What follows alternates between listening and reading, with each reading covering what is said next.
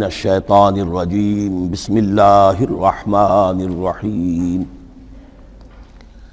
الحمد للہ رب العالمین الرحمن الرحیم مالک یوم الدین ایاک نعبد و ایاک نستعین اہدنا الصراط المستقیم صراط الذین انعمت علیہم غیر المغضوب علیہم ولا الضالین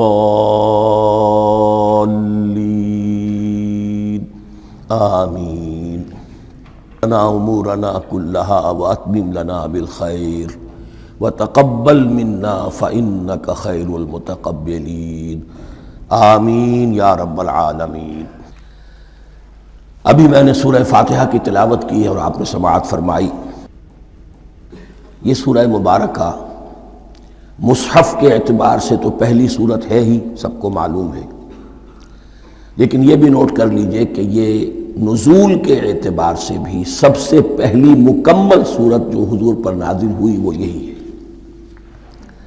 اس سے قبل متفرق آیات نازل ہوئیں، 5 آیتیں سورہ علق کے آغاز میں، کچھ آیتیں سورہ قلم یا سورہ نون کے آغاز میں، کچھ آیتیں سورہ مزمل کی ابتدا کی، کچھ آیتیں سورہ مدثر کے آغاز کی۔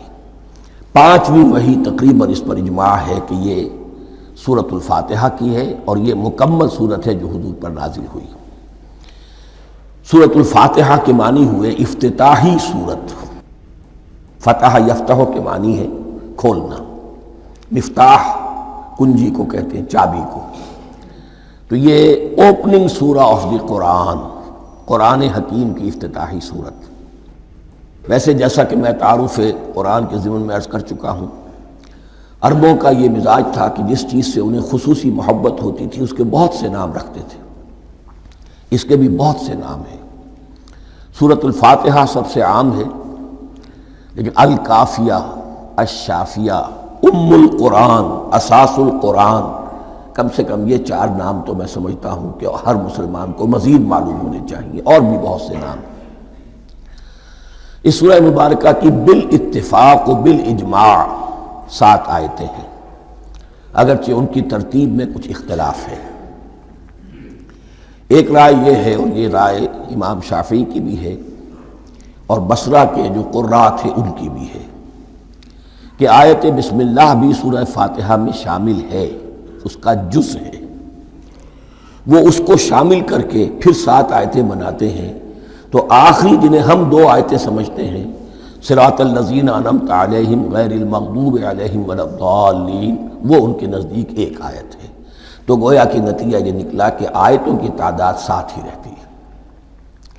امام ابو حنیفہ رحمۃ اللہ علیہ کا موقف اور کوفے کے جو قراء تھے ان کا بھی موقف یہ ہے کہ آیت بسم اللہ نہ سورہ فاتحہ کا جز ہے نہ کسی اور سورت کا جز ہے، سوائے ایک مقام پر جہاں حضرت سلیمان علیہ السلام کا خط جو ہے نقل ہوا ہے، جو انہوں نے ملکہ سبا کو لکھا تھا، انہ من سلیمان و انہ بسم اللہ الرحمن الرحیم۔ تو قرآن کے متن میں صرف اسی جگہ پر یہ آیت شامل سمجھتے ہیں، باقی یہ صرف علامت کے طور پر کہ یہاں سے ایک نئی سورت شروع ہو رہی ہے درج کی گئی ہے۔ اس سورہ مبارکہ کو الصلاح قرار دیا گیا ایک حدیث میں۔ اس کا جو اسلوب ہے وہ دعا کا ہے، اور دعا کے ساتھ اس کی جو مناسبت ہے، اور پھر اسی کی وجہ سے ہماری نماز کا یہ جزو لا ینفک بنا دیا گیا۔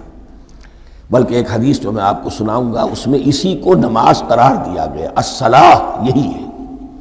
ویسے وہ حدیث مبارک موجود ہے، من لم یقرأ بفاتحۃ الکتاب لا صلاۃ لمن لم یقرأ بفاتحۃ الکتاب، جو شخص سورہ فاتحہ کی تلاوت نہیں کرتا اس کی کوئی نماز نہیں۔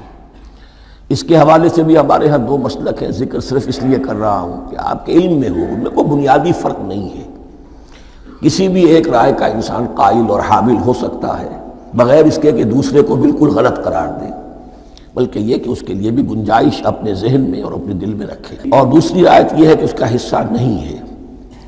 اسی اعتبار سے یہ کہ یہ سورہ مبارکہ نماز میں پڑھی جانی ضروری ہے، لا صلاۃ لمن لم یقرأ بفاتحۃ الکتاب۔ البتہ یہ اختلاف ہے، یہ بات جو میں ذکر کر رہا تھا جو ذہن سے نکل گئی، کہ آیا مقتدی جو ہے امام کے پیچھے کھڑا ہو کر جب نماز پڑھ رہا ہو تو کیا اس صورت میں بھی اس کے لیے لازم ہے کہ سورہ فاتحہ پڑھیں؟ اس میں دو رائے ہو گئی، بلکہ تین۔ ایک رائے انتہائی ہے اور وہ فقہ حنفی کی طرف منسوب ہے کہ اگر آپ امام کے پیچھے مقتدی کی حیثیت سے نماز پڑھ رہے ہیں تو کسی بھی رکعت میں آپ سورہ فاتحہ نہیں پڑھیں گے۔ ایک دوسری بالکل برعکس رائے ہے، وہ امام شافعی رحمۃ اللہ علیہ کی ہے کہ ہر حالت میں چاہے امام جہری رکعت پڑھا رہا ہو جس میں وہ بلند آواز سے سورہ فاتحہ پڑھ رہا ہو، اور چاہے وہ سری رکعت ہو، ہر حالت میں مقتدی کو بھی پڑھنی ہے۔ ایک تیسری رائے بین ہے، وہ امام مالک کی ہے رحمۃ اللہ علیہ، کہ جو سری رکعت ہے جس میں کہ امام بھی خاموشی سے پڑھ رہا ہے، مقتدیوں کو بھی پڑھنی چاہیے۔ جو جہری رکعت ہے جس میں کہ امام بلند آواز سے پڑھ رہا ہے، اس میں مقتدیوں کو خاموش رہ کر پوری توجہ جو ہے سننے پر صرف کر دینی چاہیے۔ اذا قرئ القرآن فاستمعوا له وانصتوا، جب قرآن پڑھا جا رہا ہو تو پوری توجہ اس کے پڑھنے پر مرکوز کر دو اور خود خاموش رہو۔ میرے اپنی رائے میں یہ تیسری رائے سب سے زیادہ صائب ہے اور اس میں کسی طرح کی بھی کوئی پیچیدگی پیدا نہیں ہوتی۔ بہرحال اس سورہ مبارکہ کا جو اسلوب ہے میں نے عرض کیا دعائیہ ہے، البتہ قرآن مجید کے علم اور حکمت کے اعتبار سے، اس کے فلسفے کے اعتبار سے ایک بات سمجھ لینی چاہیے۔ قرآن کا فلسفہ یہ ہے کہ بنیادی ہدایت ہر انسان کے دل میں موجود ہے، بالقوہ، پوٹینشلی۔ یہ جو قرآن مجید یا اللہ کی کتابیں نازل ہوتی ہیں یہ انہیں ایکٹیویٹ کرتی ہیں، وہ اندر کی جو ڈورمنٹ کانشسنس ہے، خوابیدہ شعور جو ہے اسے بیدار کر کے اور پھر یہ کہ اسے اجاگر کرتی ہیں۔ ہر سلیم الفطرت انسان اور سلیم العقل انسان، دو سلامتی شرط ہیں۔ سلیم الفطرت، نیچر پرورٹڈ نہ ہو، فطرت مسخ نہ ہو گئی ہو، عقل سلیم ہو۔ ان دونوں چیزوں کا نتیجہ یہ نکلتا ہے کہ وہ انسان از خود، بغیر کسی وحی کی رہنمائی کے، بغیر کسی نبی کی تعلیم کے سے استفادہ کیے ہوئے از خود بھی کچھ حقائق تک پہنچ جاتا ہے۔ اور وہ حقائق کیا ہیں؟ نمبر ایک یہ کہ اس کائنات کا ایک خالق ہے اور وہ ایک ہے، متصف ہے۔ نمبر دو یہ کہ انسان کی زندگی صرف یہ زندگی نہیں ہے بلکہ ایک اور زندگی ہے کہ جس میں اس زندگی کے اعمال کے نتائج برآمد ہوں گے۔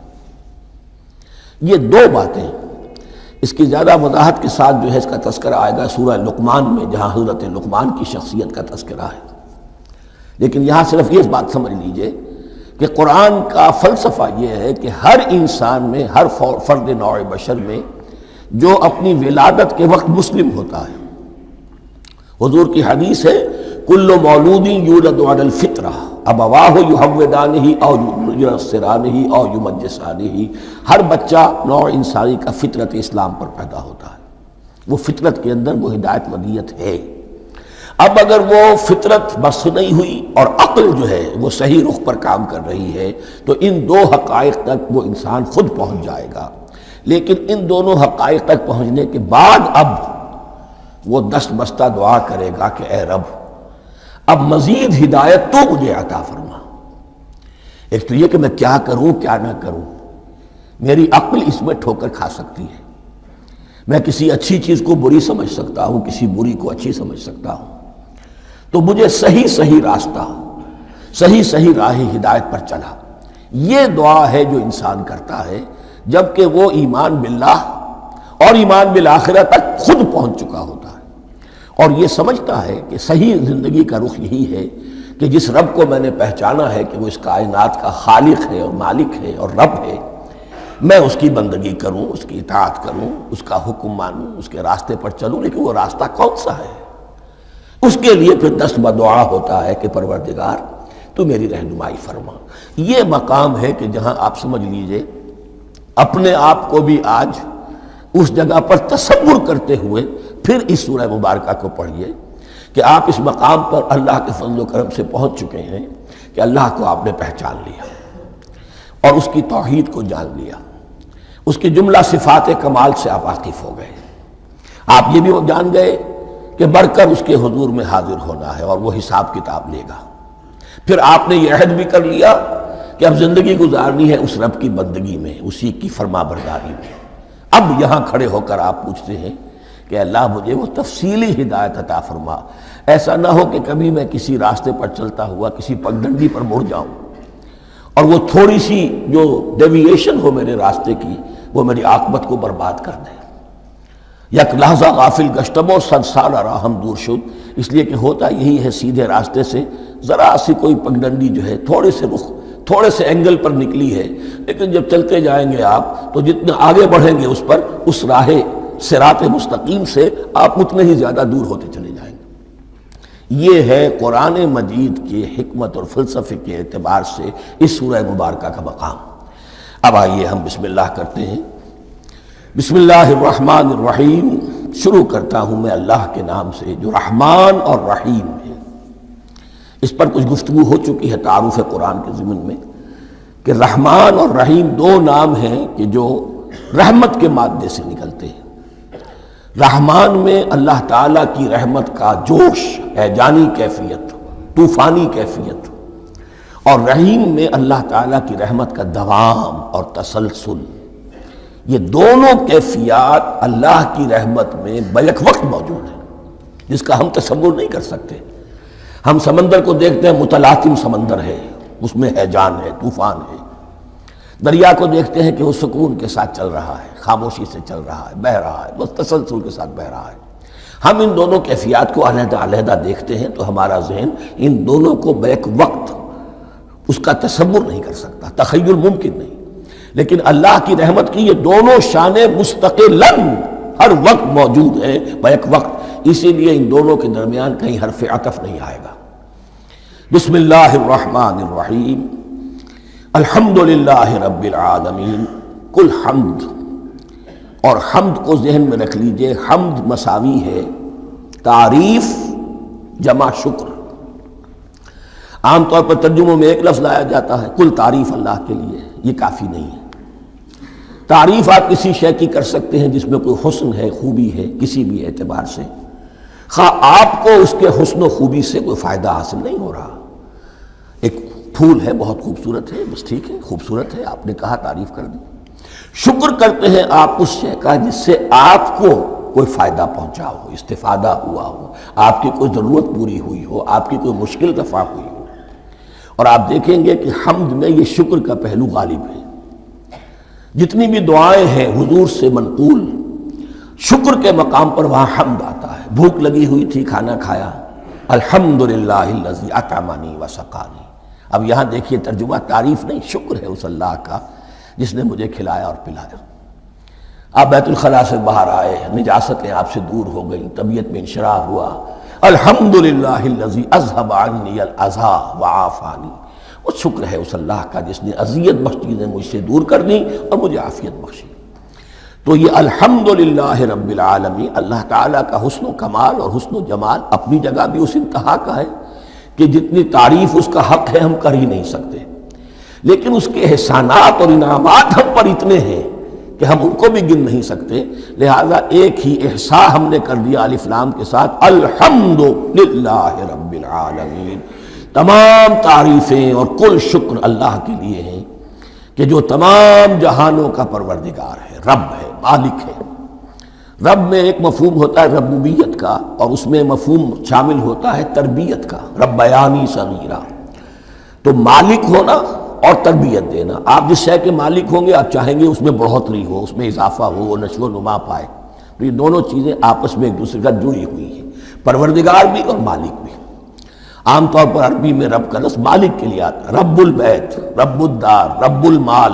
تو مالک وہاں پر ظاہر بات ہے کہ اس سے مراد کیا ہے، مال والا، گھر والا، گھر کا مالک۔ تو کل شکر اور کل تعریف اس اللہ کے لیے ہے جو تمام جہانوں کا مالک بھی ہے اور پروردگار بھی ہے۔ الرحمن الرحیم، رحمان ہے اور رحیم ہے۔ اب دوبارہ اس کی میں وضاحت نہیں کروں گا۔ مالک یوم الدین، یوم دین کا مختار مطلق ہے۔ دین عربی زبان میں کہتے ہیں بدلے کو، دناہم کما دانو، کما تدینو تدانو، یہ کہاوت ہے، جیسے اردو میں ہم کہتے ہیں جیسا کرو گے ویسا بھرو گے، کما تدینو تدانو، تو یہ ہے بدلہ، اس کا بنیادی مفہوم جو ہے وہ بدلہ ہے۔ تو بدلے کا ایک دن ہے جس دن فیصلہ ہوگا کہ کون کیا کما کر لایا ہے اور اسے کیا بدلہ ملنا چاہیے۔ آیا اس کا برائیوں کا پلڑا بھاری ہے کہ اسے سزا ملنی چاہیے، یا اس کی حسنات اور نیکیوں کا پلڑا بھاری ہے کہ اسے جزا ملنی چاہیے، اس کا انعام اور اکرام کے ساتھ معاملہ کیا جانا چاہیے۔ وہ ایک دن ہے، اسے ہم یوم القیامہ کہتے ہیں۔ اور لیکن اصل بات جو یہاں کہی گئی، یعنی ایک جملے میں 3 باتوں کا اعتراف ہو رہا ہے۔ بعث بعد الموت، ایک دن آئے گا کہ ہم مرنے کے بعد تمام انسان اٹھا لیے جائیں گے، پھر حساب و کتاب، پھر اللہ کے ہاں حاضری ہوگی اور حساب کتاب ہوگا۔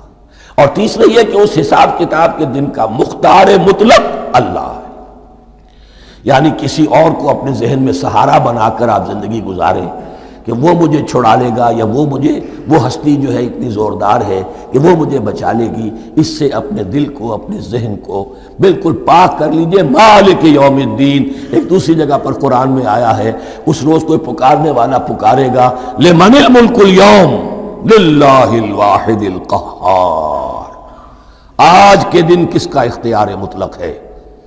اور پھر کہا جائے گا اللہ کے لیے، الواحد قہار، جو پوری طرح چھایا ہوا ہے، بس تولی ہے۔ تو مالک یوم الدین، جو جزا و سزا کے دن کا مالک ہے۔ اب یہاں سے کلام ایک رخ بدل رہا ہے۔ ابھی تک تو یہ غائبانہ انداز میں کلام ہو رہا ہے، اللہ سے خطاب نہیں آیا اس میں ابھی۔ الحمدللہ رب العالمین الرحمن الرحیم مالک یوم الدین، اب خطاب ہے ایاک نعبد و ایاک نستعین، ہم صرف تیری ہی بندگی کرتے ہیں اور کریں گے، اور ہم صرف تجھ ہی سے مدد مانگتے ہیں اور مانگیں گے۔ یہ ترجمہ میں کیوں کر رہا ہوں کہ یہ فعل مضارع ہے، عربی زبان میں فعل مضارع حال اور مستقبل دونوں کو کور کرتا ہے۔ مفعول جو ہے اس میں ضمیر مفعولی، اسے پہلے لا کر حشر کا مضمون پیدا ہو گیا۔ ہم تیری بندگی کرتے ہیں نہیں، ہم تیری ہی بندگی کرتے ہیں اور کریں گے۔ حال میں ترجمہ کیجئے تو یہ اظہار حال ہے، اور مستقبل میں ترجمہ کیجئے تو یہ ایک عہد ہے، قول و قرار ہے، بہت بڑا معاہدہ ہے۔ وَإِيَّاكَ نَسْتَعِينُ، اور صرف تجھ ہی سے مدد مانگتے ہیں اور مانگیں گے۔ اس میں بھی حال کا ترجمہ اظہار حال، اللہ کرے کہ واقعی ہمارا حال وہی ہو، جب ہم یہ الفاظ کہتے ہیں تو واقعتاً ہم اس پر پورے اتر رہے ہوں کہ اسی کی بندگی کر رہے ہوں اور اسی سے ساری استعانت اور استمداد کر رہے ہیں۔ جہاں تک مستقبل کا تعلق ہے وہ پھر ایک عہد ہے، اہدنا الصراط المستقیم، یہ مقام وہ آ گیا کہ یہاں تک تو اے پروردگار ہم پہنچ گئے، تیرے فضل سے، تیرے کرم سے، فطرت سلیمہ بھی تیری عطا کردہ تھی، عقل سلیم بھی تیری ودیت کردہ تھی، ان دونوں کی روشنی سے ہم یہاں تک تو پہنچ گئے۔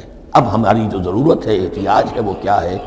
اہدنا الصراط المستقیم، ہدایت بخش ہمیں سیدھے راستے کی۔ یہاں 2 باتیں سمجھ لیجئے۔ انفرادی سطح پر انسان کے لیے نہ معلوم کتنے مرحلے آتے ہیں ہر روز کہ جس میں وہ ایک چھٹک کر کھڑا ہو جاتا ہے، یہ کروں یا یہ کروں، 2 آلٹرنیٹو سامنے آ رہے ہیں، فیصلہ کرنا مشکل ہو رہا ہے، قدم قدم پر ہدایت کی ضرورت ہے۔ اور اجتماعی طور پر نوع انسانی 3 بڑے بڑے تمدنی مسائل میں واقعہ یہ ہے کہ تسلیم کر لیا جانا چاہیے کہ عقل انسانی اس کو راستہ نہیں دکھا سکتی۔ عام معاشرتی سطح پر مرد اور عورت کے درمیان حقوق اور اختیارات کا کیا توازن ہو، ناممکن ہے، انسان طے نہیں کر سکتا۔ انسان یا مرد ہے یا عورت ہے، عورت سوچے گی اپنے لحاظ، اپنے جذبات کا، اپنے خیالات کا لحاظ رکھے گی، مرد کے جذبات و احساسات کا اس کا کوئی تصور ہی ممکن نہیں۔ مرد سوچے گا اسے اپنے احساسات معلوم ہے، لیکن یہ کہ عورت کے احساسات سے وہ نابلد ہے، ان کو محسوس کر ہی نہیں سکتا۔ لا محالہ وہ اپنے بارے میں وہ جو بھی نظام بنائے گا اس میں وہ اپنی بالادستی رکھے گا۔ وہ تو ایک ہی ہستی ہو سکتی ہے کہ جو دونوں کی خالق ہے، مرد کی بھی عورت کی بھی، اور اس کو دونوں سے محبت ہے، دونوں کا خیر خواہ ہے، دونوں کا رب ہے، دونوں کو پروان چڑھانا چاہتا ہے۔ اسی طرح فرد اور معاشرہ یا ریاست، حکومت اور ریاست ہمیشہ یہ چاہتی ہے کہ سارے اختیارات ہمارے ہاتھ میں آ جائیں، ٹوٹلیٹیرین سوسائٹی ہو، بس ہم حکم دیں اور لوگ اس پر چلیں۔ افراد یہ چاہتے نہیں، ہمیں آزادی ہونی چاہیے۔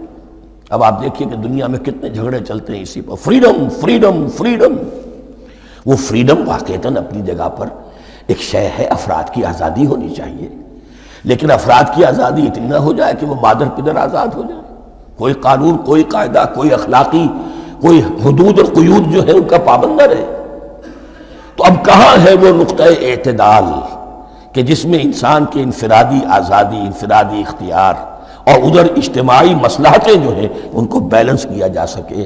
انسان طے نہیں کر سکتا، صرف اللہ ہی اس کے لیے نظام دے سکتا ہے۔ تیسرا مسئلہ ہے سرمایہ اور محنت، اس میں کیا توازن ہو؟ سرمایہ اور محنت دونوں مل کر کچھ بنا رہے ہیں، کچھ پروڈیوس کر رہے ہیں۔ اب اس میں نفع جو ہوا ہے اس میں سرمایہ کا کتنا حصہ ہونا چاہیے اور لیبر کا کتنا ہونا چاہیے، کون طے کر سکتا ہے؟ اس کے لیے بھی کہ ایسا نہ ہو کہ سرمایہ داری جو ہے آکاش بیل بن کر پورے معاشرے پر چھا جائے اور غریب بیچارہ، مزدور بیچارہ، کاشتکار بیچارہ وہ گویا کہ چکی کے دو پارٹوں میں پس کر رہ جائے، اس کی کوئی حیثیت نہ رہ جائے۔ لیکن یہ کہ دوسری طرف اگر یہ کہ مزدور کا جو حق ہے اس سے زیادہ اس کو دے دیا جائے تو سرمایہ جو ہے وہ سکڑ جائے گا، شائی ہو جائے گا، وہ پھر میدان میں نہیں آئے گا۔ کیا کیا جائے؟ کون سا نقطہ عدل و اعتدال ہے؟ یہ تین مسائل ایسے ہیں، اہدنا الصراط المستقیم۔ تو یوں سمجھیے کہ ایک جو بنیادی ہدایت تھی، ایک اللہ کو پہچان لینا، یہ جان لینا کہ کل حسن و جمال اور تمام انعام و اکرام کا منبع اس کی ذات ہے، وہ رحمان ہے اور رحیم ہے، اور یہ جان لینا کہ مرنے کے بعد جی اٹھنا ہے، حساب کتاب ہے، فیصلہ ہوگا جزا و سزا کا، اور مختار مطلق اس دن کا اللہ ہے۔ پھر یہ عہد کر لینا ایاک نعبد و ایاک نستعین۔ اس کے بعد دعا، پروردگار ہمیں ہدایت پر قائم رکھ، ہماری ہدایت میں اضافہ فرما۔ اس ہدایت کے لفظ کو سمجھ لیجئے، بنیادی ہدایت، تفصیلی ہدایت، قدم قدم پر ہدایت، ہدایت پر ہدایت۔ والذین اہتدوا زادہم ھدی، جو لوگ ہدایت کے راستے پر آتے ہیں اللہ ان کی ہدایت میں اضافہ کرتا ہے۔ تو یہ قدم قدم پر ہمیں ہدایت کی ضرورت ہے اور مرحلہ وار ضرورت ہے۔ ہدایت اس کو بھی کہتے ہیں کہ کسی نے آپ سے کوئی پتہ پوچھا، آپ نے کہا ادھر جانا، پھر دوسری گلی میں مڑنا، پھر جانا دو تین لائٹیں چلے جانا، پھر مڑنا، وغیرہ وغیرہ، یہ بھی ہدایت ہے، نظری طور پر آپ نے بتایا ہے۔ ایک ہدایت یہ ہوئی کہ بھائی میں چلتا ہوں آپ کے ساتھ، میں آپ کو وہاں تک پہنچا دوں گا تاکہ آپ کو دقت نہ ہو، آپ نے منزل تک پہنچا دیا۔ ان دونوں کے درمیان، یہ تو میں نے ایک فرد کی مثال دی ہے، اللہ اور بندے کے درمیان نہ معلوم کتنے مراحل ہیں ہدایت کے۔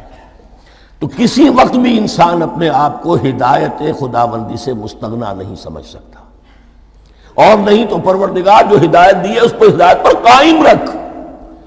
کیا پتہ شیطان کا کوئی حملہ، کیا پتہ ہمارے نفس کی کوئی شرارت کسی ایسے رخ پر ہمیں ڈال دے کہ اب تک کی ساری کمائی بھی ضائع ہو جائے۔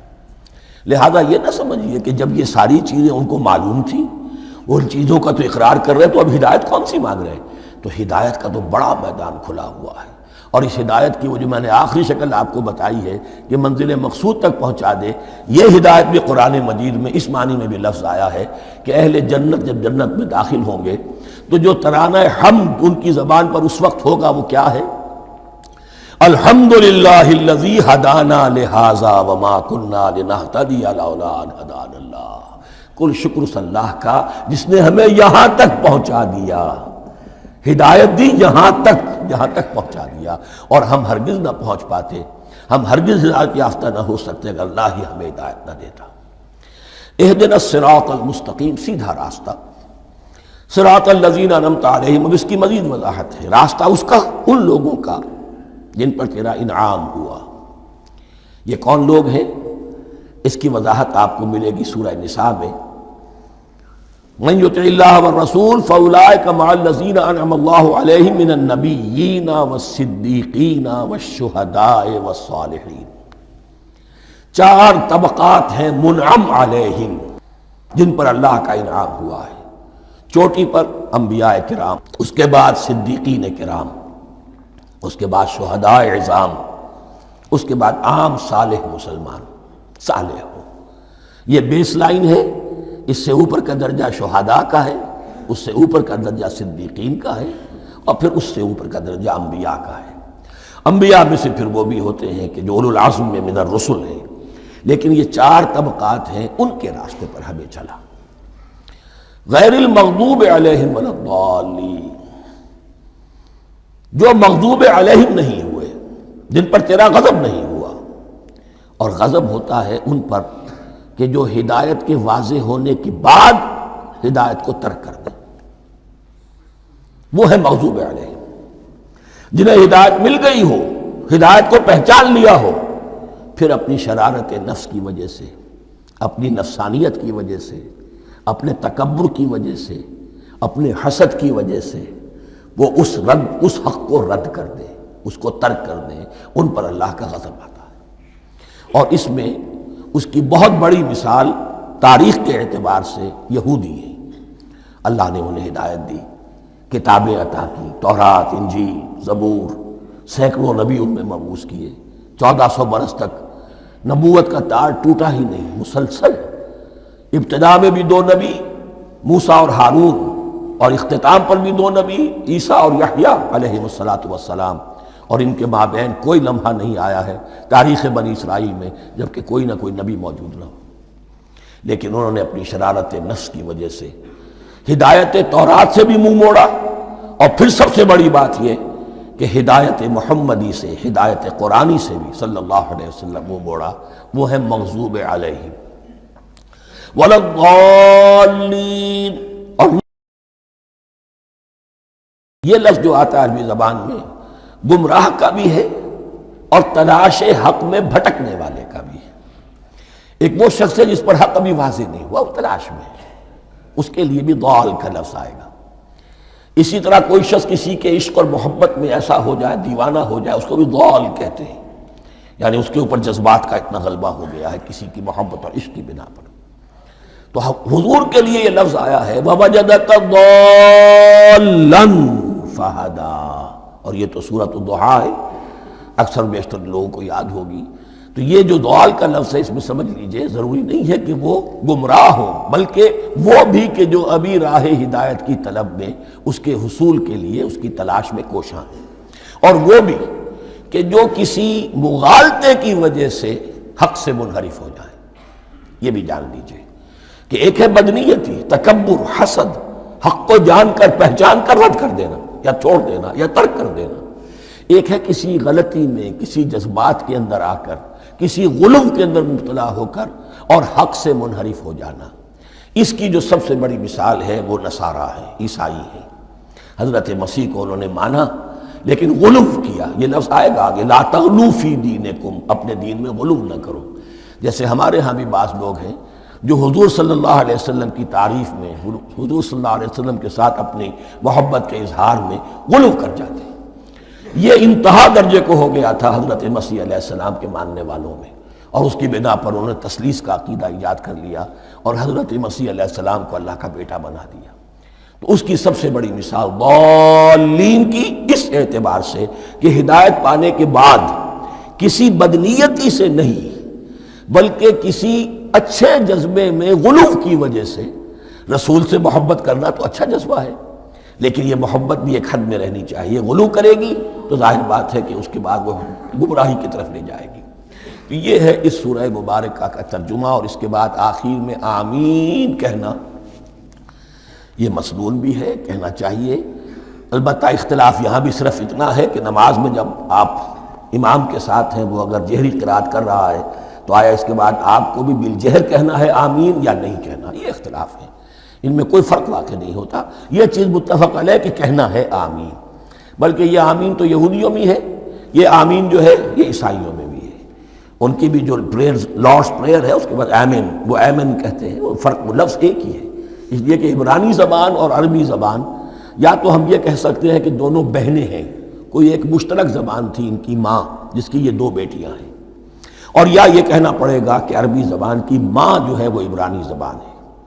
بہرحال بڑا قریبی رشتہ عربی کا اور عبرانی کا ہے، اس اعتبار سے وہ آمین. اب آپ کو معلوم ہے ہم السلام علیکم وہ کہتے ہیں، وہ سلام کہتے ہیں، فرق کیا ہے؟ وہ تو تلفظ کا فرق ہے۔ اسی طریقے سے اور بہت سے الفاظ ہیں، میں بعد میں بتا۔ اب میں اس سورہ مبارکہ کے بارے میں خاص حدیث آپ کو سنانا چاہتا ہوں، اور اسی سے در حقیقت جو امام ابو حنیفہ کا موقف ہے رحمۃ اللہ علیہ، اس کی حقانیت مزید مبرہن ہو جائے گی۔ یعنی کیا کہ آیت بسم اللہ سورہ فاتحہ کا جز نہیں ہے۔ سورہ فاتحہ الحمدللہ رب العالمین سے شروع ہوتی ہے۔ وہ میں آپ کو بتانا بھول گیا کہ جن کے نزدیک یہ سورت کا جز ہے وہ پھر جہری قرات میں بسم اللہ الرحمن بھی بلند آواز سے کہیں گے، اور جن کے نزدیک یہ سورہ فاتحہ کا جز نہیں ہے وہ نہیں کہیں گے، وہ الحمدللہ رب العالمین سے قرات کریں گے۔ تو کوئی فرق نہیں ہے بنیادی۔ یہ حدیث جو ہے یہ مسلم شریف میں ہے اور حدیث قدسی ہے۔ اس کے راوی حضرت ابو ہریرہ ہیں رضی اللہ تعالیٰ عنہ، اور اس حدیث نے اس صورت کے مضامین کا نہایت عمدہ تجزیہ کر دیا ہے۔ حدیث کے الفاظ سن لیجئے، قسمت الصلاۃ بینی و بین عبدی نصفین۔ اللہ تعالیٰ فرما رہے ہیں، حدیث قدسی ہے، میں نے نماز کو، صلاۃ کو اپنے اور اپنے بندے کے درمیان آدھا آدھا تقسیم کر لیا۔ فنصفها لی ونصفها لعبدی، اس کا نصف جو ہے وہ میرے لیے ہے اور نصف جو ہے وہ میرے بندے کے لیے ہے۔ وَلِعَبْدِي مَا سَأَلَ، اور جو میرے بندے نے مانگا میں اسے دوں گا، میرا وعدہ ہے یا میں نے اسے دیا۔ اس کے بعد اس کی تفصیل آتی ہے، اذا قال العبد، جب بندہ کہتا ہے الحمدللہ رب العالمین، قال اللہ حمدنی عبدی، جب بندہ کہتا ہے الحمدللہ رب العالمین، اللہ فرماتا ہے میرے بندے نے میری حمد کی۔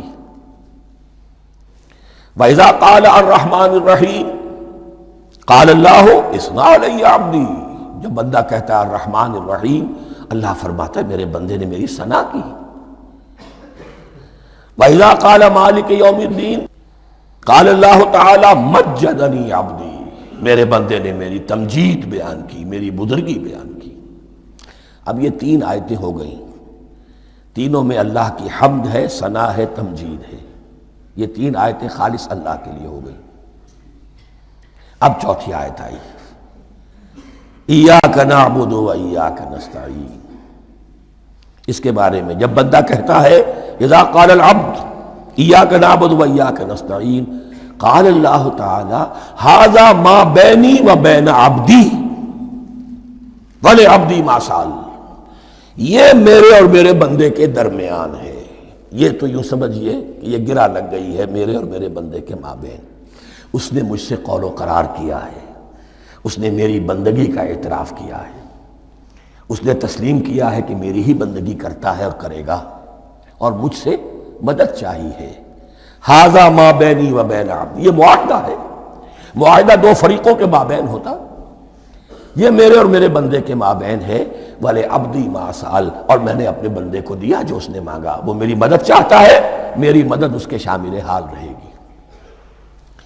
فَإِذَا قَالَ، اور جب بندہ کہتا ہے اهْدِنَا الصِّرَاطَ الْمُسْتَقِيمَ صِرَاطَ الَّذِينَ أَنْعَمْتَ عَلَيْهِمْ غَيْرِ الْمَغْضُوبِ عَلَيْهِمْ وَلَا الضَّالِّينَ، قَالَ اللَّهُ تَعَالَى هَذَا لِعَبْدِي وَلِعَبْدِي مَا سَأَلَ۔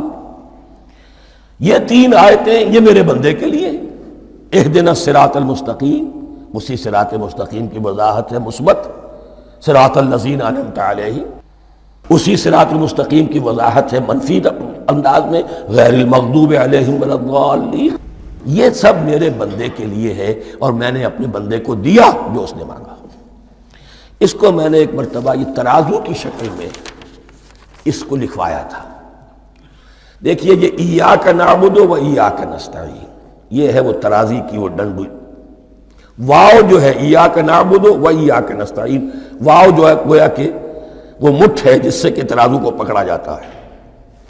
ادھر ایک پلڑا ہے جس کی تین آیتیں ہیں، الحمدللہ رب العالمین الرحمن الرحیم مالک یوم الدین۔ اس کا نتیجہ کیا نکلا؟ ایاک نعبد۔ آپ نے شاید یہ سنا بھی ہو، ایک بہت ہی عمدہ قرات کا جو ریکارڈ ہے قاری عبدالباسط عبدالصمد کا، وہ یہیں سے چل کر سورہ فاتحہ کی قرات کر کے ایاک نعبد پر آ کر رکتا ہے۔ الحمدللہ رب العالمین الرحمن الرحیم مالک یوم الدین ایاک نعبد۔ گویا کہ یہاں یہ صورت بالکل ہاف ہو گئی ہے۔ 3 آیتوں میں اللہ کی حمد ہے، ثنا ہے، تمجید ہے، جس کا نتیجہ ہم تیری ہی بندگی کرتے ہیں، تیری ہی اطاعت کریں گے۔ لیکن اب اس کے بعد سوال ایاک نستعین، اسی کی جو استعانت کیا درکار ہے ہمیں؟ ہدایت۔ ہدایت سب سے بڑی استعانت ہے، ہدایت ہی تو سب سے بڑی مدد ہے۔ اہدنا الصراط المستقیم صراط الذین انعمت علیہم غیر المغضوب علیہم ولا الضالین۔ یہ ایاک نستعین کے حق کے ساتھ یہ 3 آیتیں آ گئیں۔ اہدنا الصراط المستقیم صراط الذین انعمت علیہم غیر المغضوب علیہم ولا الضالین۔ قسمت الصلاۃ بینی و بین عبدی نصفین فنصفها لی ونصفها لعبدی وَلِعَبْدِي مَا سَأَلَ۔ اللہ تعالیٰ اس سورہ فاتحہ کا جو اصل مفہوم ہے وہ بھی ہمارے ذہنوں پر، ہمارے شعور کی سطح پر اسے اجاگر کیے رکھے، ہمیں توفیق دے کہ جب بھی پڑھیں، جب بھی سنیں تو وہ کیفیت اگر ہو جائے۔ اس لیے کہ ایک حدیث ہے کہ الصلاۃ معراج المومنین، نماز تو اہل ایمان کے حق میں معراج کے درجے میں ہے۔ اس حوالے سے ہم یہ سمجھ سکتے ہیں کہ کوئی وقت ایسا آ سکتا ہے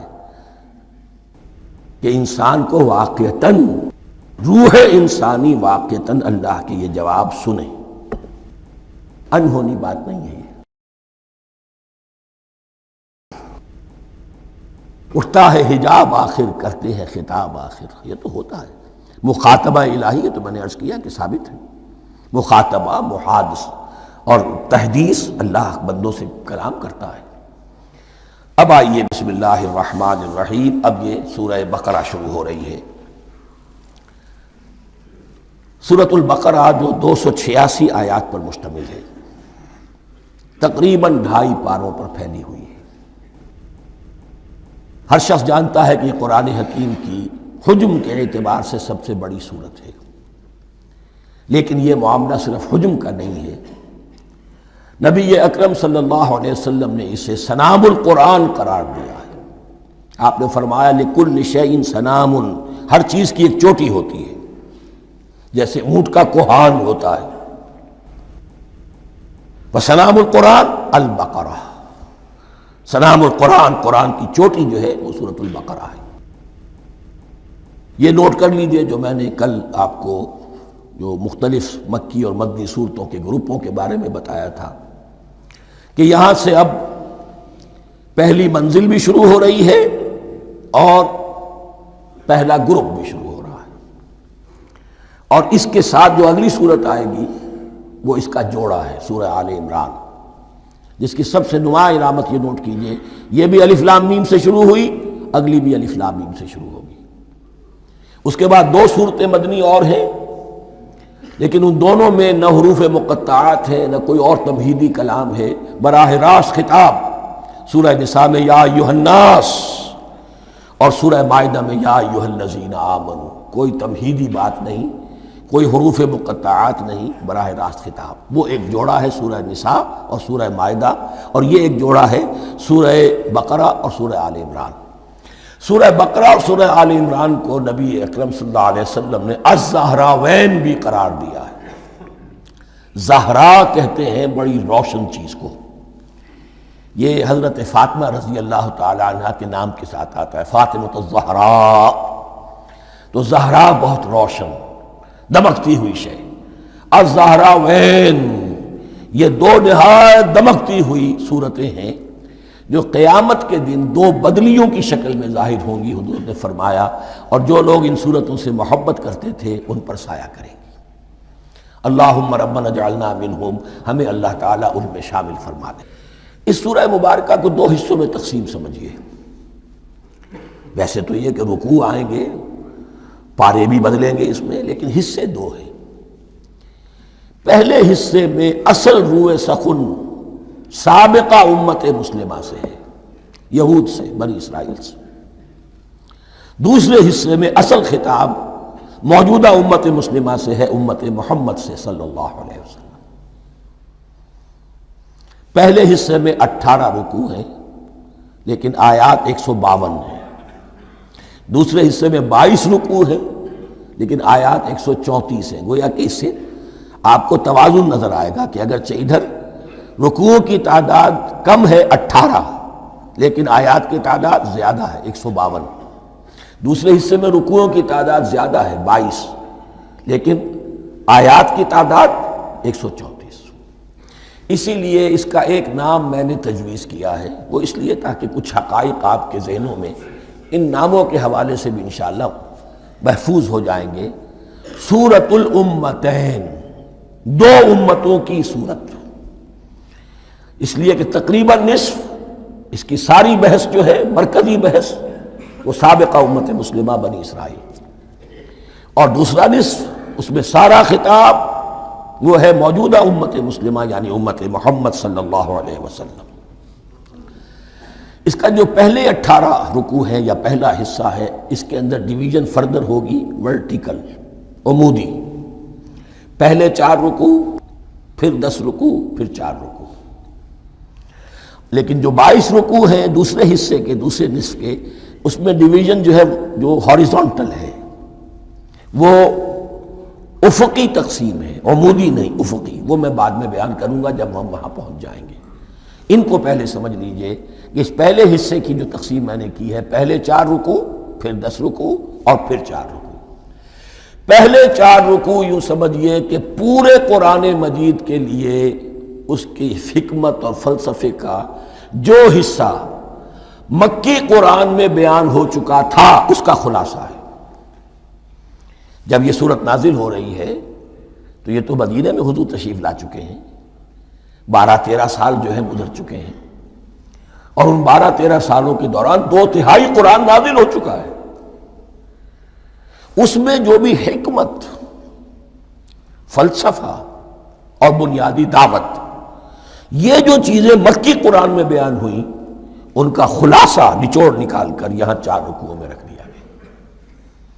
اگرچہ ان میں بھی جب گہرائی میں آپ دیکھیں گے تو روح سخن جو ہے وہ بنی اسرائیل کی طرف ہے، وہ میں بعد میں عرض کروں گا، لیکن اضافی طور پر یہ سمجھ لیجئے کہ پورے مکی قرآن کے حکمت اور پیغام کا خلاصہ ان 4 رکوعوں میں۔ پھر 10 رکوع ہیں جن میں براہ راست خطاب ہے سابقہ امت مسلمہ، یا بنی اسرائیل۔ اس کے بھی 2 حصے ہیں۔ پہلے ایک رکوع میں دعوت ہے، بڑا انداز اس کا بڑا پیارا ہے، اس میں دعوت ہے، ایمان لاؤ محمد پر صلی اللہ علیہ وسلم۔ اور اس کے بعد 9 رکوع ہیں ملامت کے، ملامت، تنقید، تم نے یہ کیا اور یہ کیا اور یہ کیا، ہم نے یہ احسان کیے، یہ احسان کیے، یہ احسان کیے، تم نے یہ ناشکری کی، یہ ناشکری کی، یہ ناشکری کی۔ اور اس سب کا نتیجہ آخری 4 رکوعوں میں ہے کہ اب تمہیں اس منصب سے معزول کیا جا رہا ہے جس پر تم 2000 برس تک فائز رہے ہو، اور تمہیں ہٹا کر اب ایک نئی امت محمد کی شکل میں جو وجود میں آ چکی ہے صلی اللہ علیہ وسلم، اسے اس پر فائز کیا جا رہا ہے۔ اور اس کی علامت کے طور پر اسے میں کہا کرتا ہوں کورونیشن، تاج پوشی۔ ایک امت معزول، دوسری امت اس کا نصب ہو رہا ہے، اس کی تاج پوشی کے لیے سمبل، علامت کیا ہے؟ قبلہ تحویل۔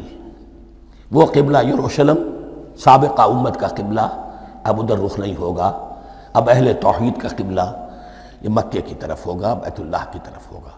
تو تحویل قبلہ کا مضمون ہے جو ان 4 رکوعوں میں آتا ہے۔ تو یہ میں نے تھوڑی سی تمہید جو ہے آپ کے سامنے رکھ دی ہے۔ اب بسم اللہ کیجئے۔ بسم اللہ الرحمن الرحیم۔ الف لام میم۔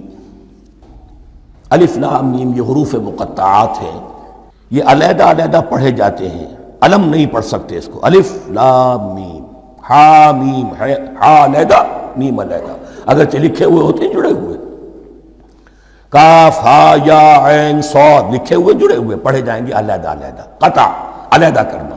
تو حروف مقطعات، ان کے بارے میں ایک بات تو جو ہے اجماعی ہے، سب کے نزدیک مسلم ہے، ان کا کوئی حتمی مفہوم اور ان کے حتمی معنی کسی کو معلوم نہیں سوائے اللہ اور اس کے رسول کے۔ اس معنی میں یوں بھی کہا گیا یہ کوڈ ورڈز ہیں،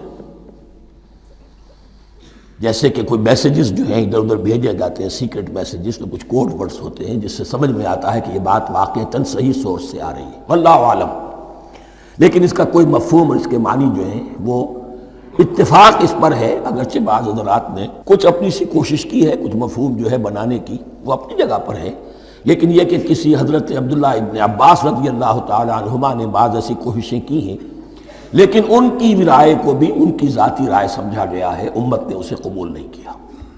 اجماع اور کنسنسس اسی پر ہے کہ اس کے معنی اور مفہوم کسی کو معلوم نہیں سوائے اللہ اور اس کے رسول کے۔ البتہ بعض چیزیں ایسی ہیں کہ وہ اگر نوٹ کر لی جائیں تو شاید آئندہ ہے اس میں کچھ راز کھلنے کے امکانات پیدا ہو جائیں۔ دیکھیے عربی زبان کے جو الفابیٹس ہیں ان کی تعداد 29 ہے یا 28 ہے، میں بتا چکا ہوں۔ الف اور حمزہ کو ایک سمجھے تو 28 ورنہ 29۔ پہلی بات یہ نوٹ کیجئے، قرآن حکیم کی 114 سورتوں میں سے 29 سورتوں میں ان کے شروع میں یہ حروف مقطعات آئے ہیں۔ دوسری بات یہ کہ اس میں 28 کا نصف کیجئے تو 14 استعمال ہوئے، 14 نہیں استعمال ہوئے، بالکل آدھی۔ اس لیے یہ کہ جو شروع اور آخر اور درمیان 3 حصوں میں تقسیم کر دیجئے آپ، 9 9 9 پلواڑی 27، ایک طرف 10 رہ جائیں گے۔ پہلے حصے میں سے بہت کم حروف لیے گئے، بہت کم۔ آخری حصے کے تقریباً تمام حروف ہیں، تقریباً۔ درمیانی حصہ وہ ہے کہ جس میں آپ نے دیکھا ہے کہ عربی میں جوڑوں کی شکل میں ہے، صاد ضاد، فرق کیا ہے نقطے کا، سین شین، فرق کیا ہے نقطوں کا، را زا، فرق کیا ہے نقطے کا۔ تو جو بھی نقطے والا لفظ ہے وہ نہیں لیا گیا، اور جو بغیر نقطے کے غیر منقوط ہے وہ لیا گیا۔ پھر اس میں 3 صورتیں ہیں جن میں ایک ایک حرف آیا ہے، سورہ قاف، سورہ نون، سورہ صاد۔ پھر صورتیں ہیں جن میں 2 2 آئی ہیں، جن میں 3 3 آئے ہیں، پھر 4 4 آئے ہیں، 2 ہی صورتیں ہیں جن میں 4 4 ہیں، اور 2 ہی صورتیں جن میں 5 5 ہیں۔ تو یہ ہے صرف یوں سمجھیے کہ اعداد و شمار۔ اس کے حوالے سے کچھ آدمی غور کرے تو شاید کوئی بات نکلے۔ باقی وہ مثال میں آپ کو بتا دیتا ہوں کہ حضرت عبداللہ ابن عباس نے ایک رائے ظاہر کی کہ الف لام میم در حقیقت ایک جملے کا خلاصہ ہے، انا اللہ اعلم۔ پہلا لفظ ہے انا، اس کا الف لے لیا، درمیانی لفظ ہے اللہ، اس کا درمیانی لام لے لیا، تیسرا لفظ ہے اعلم، یہ آخری لفظ ہے، آخری حرف میم لے لیا، انا اللہ اعلم، میں اللہ جانتا ہوں، واللہ اعلم، واقعتاً اللہ ہی جانتا ہے۔ یہ حضرت عبداللہ ابن عباس کی رائے ہے، لیکن اگرچہ انہیں حبر الامت مانا گیا ہے، لیکن یہ کہ ان کی اس رائے کو بھی اکثر و بیشتر مفسرین نے قبول نہیں کیا۔ اب جو پہلے 2 رکوع ہیں اس سورہ بقرہ کے، ان کے بارے میں تعویل عام اور تعویل خاص کا ایک بڑا بنیادی فرق ہے جو نوٹ کر لینا چاہیے۔ جس وقت یہ صورت نازل ہو رہی ہے، میں عرض کر چکا ہوں کہ 12 سال ہو چکے تھے حضور کو اپنا فریضہ نبوت و رسالت ادا کرتے ہوئے۔ ایک جماعت اچھی بھلی تیار ہو چکی تھی جنہوں نے حضور کی دعوت پر لبیک کہا، ایمان لائے اور آپ کی تعلیمات پر عمل کیا۔ وہ ایک گروہ موجود تھا، یہ ابو بکر ہے، یہ عمر ہے، یہ عثمان ہے، یہ طلحہ ہے، یہ زبیر ہے، یہ عبد الرحمن ابن عوف ہے، یہ مصعب بن عمیر ہے، دیکھ لو۔ اور ایک گروہ وہ تھا کہ جو حق کو جان کر پہچان کر محض اپنی ضد اور ہٹ درمی کی باعث وہ کفر پر اڑ گیا تھا۔ اور اب ایک تیسرا گروہ پیدا ہو رہا تھا مدینے میں آ کر، وہ ابھی ایمبریونک سٹیج میں ہے کہ جو داعی ہے، مدعی ہے کہ ہم مانتے ہیں لیکن حقیقت میں نہیں مانتے۔ یہ 3 قسم کے گروہ دنیا میں ہمیشہ پائے جائیں گے، ہمیشہ۔ اب اس کو لا رہا ہوں تعویل عام کی طرف۔ جب بھی کبھی کوئی دعوت اٹھے گی انقلابی، ایک ہوتا ہے واعظ و نصیحت، ٹھیک ہے، جس نے بھی فائدہ اٹھایا اٹھا لیا۔ ایک ہوتی ہے دعوت انقلابی، وہ انقلابی دعوت کا ہدف ہوتا ہے نظام کو بدلنا۔ نظام بدلتا ہے تو ظاہر بات ہے کہ جو لوگ اس نظام میں جن کے ویسٹڈ انٹرسٹ ہیں اور جن کو پریولیجز حاصل ہیں، جن کے مفادات ہیں، وہ تو لازماً اپنے نظام کا تحفظ کریں گے۔ ٹکراؤ ہوگا، تصادم ہوگا، تصادم میں جانی نقصان بھی ہوگا، مالی نقصان بھی ہوگا۔ یہ گویا کہ کسی انقلابی دعوت کے لوازم ہیں۔ اگر یہ شے نہ ہو تو دعوت انقلابی ہے ہی نہیں۔ اس اعتبار سے ہر انقلابی دعوت کے جواب میں 3 طبقے پیدا ہو جاتے ہیں۔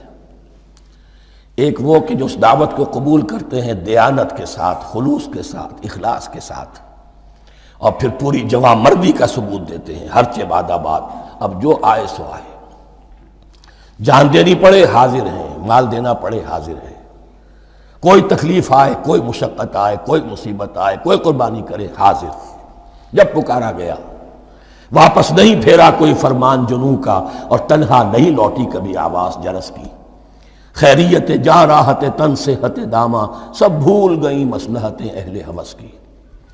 ایک وہ لوگ ہوتے ہیں، ایک وہ لوگ ہوتے ہیں کہ جو اڑ جاتے ہیں ضد پر، ہٹ درمی پر، ماننے کے باوجود، جاننے کے باوجود کہ بات تو ٹھیک ہے جو کہہ رہے ہیں، کیسے مان لیں؟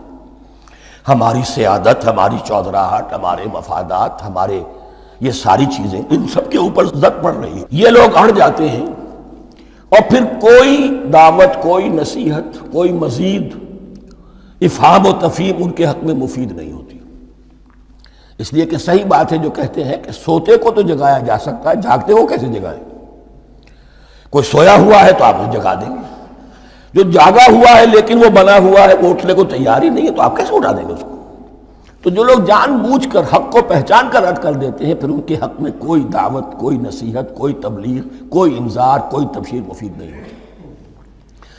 تیسرا درجہ ایسے لوگوں کا ہوتا ہے جو یا تو شروع میں آتے ہی شرارت کے ارادے سے، کوئی مصلحت ہے جس کی وجہ سے اس دعوت کو قبول کر لیا، کوئی ذاتی منفعت ہے جس کے لیے قبول کر لیا، یا یہ کہ شروع میں تو اخلاص کے ساتھ آتے ہیں لیکن جب قربانی دینے کا وقت آتا ہے تو ان کے اندر سیرت و کردار کی وہ مضبوطی نہیں ہوتی کہ ہر چہ بعد آباد، یہ نہیں ہوتی، وہ پھر ڈگمگاتے رہتے ہیں، کبھی کچھ چلے پھر کہیں ٹھٹک کر رہ گئے، پھر کہیں کچھ چلے پھر ٹھٹک کر رہ گئے۔ یہ تیسرا طبقہ ہے کہ جو کہتا ہے، دعوی مدعی ہے کہ ہم نے مانا ہے، قبول کیا ہے، بات ٹھیک ہے، کچھ تھوڑا بہت چلتے بھی، لیکن جہاں مشکل آئی ٹھٹک کر کھڑے ہو گئے، اوندھے منہ گر پڑے۔ یہ تیسرا طبقہ ہے۔ اس کے لیے لفظ ہمارے ہاں منافقین بھی ہے، لیکن اس رکوع میں آ کر، ابھی ان 4 رکوعوں میں نہیں بلکہ سورہ بقرہ میں مکمل میں بھی کہیں نفاق کا لفظ نہیں آیا ہے، اس لیے کہ اسے مرض سے تعبیر کیا گیا۔ یہ مرض ہے ایک، اور اس مرض کے ذریعے سے لوگوں کے اندر جو ہے وہ ایک نفاق کا بیج پڑ رہا ہے، جو ظاہر ہوگا تو منافقت پوری کی پوری کھل کر سامنے آ جائے گی۔ روگ ہے انسانی شخصیت کا، اس حوالے سے وہ تیسری، اور یہ چونکہ اہم ترین حصہ تھا، اور یہ مرض اب شروع ہو رہا تھا، مدینے میں، مکے میں نہیں تھا، لہذا زیادہ تفصیل سے اس کے بارے میں گفتگو ہوئی۔